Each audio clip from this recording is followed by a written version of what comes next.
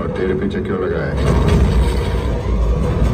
शाम के साये में वो आता है और रोशनी से पहले गायब हो जाता है। पर ये पता है, तुम 12 घंटों में जितने मिल सोए उससे कई ज्यादा हड्डियां वो तोड़ चुका है।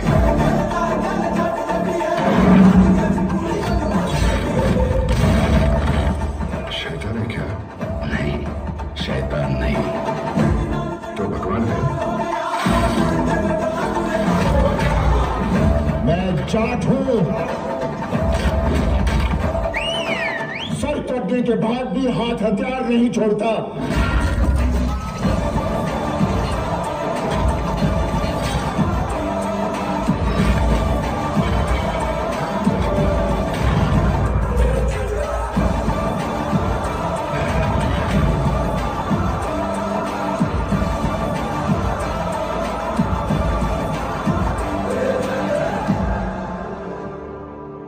सॉरी भाई, सॉरी भाई।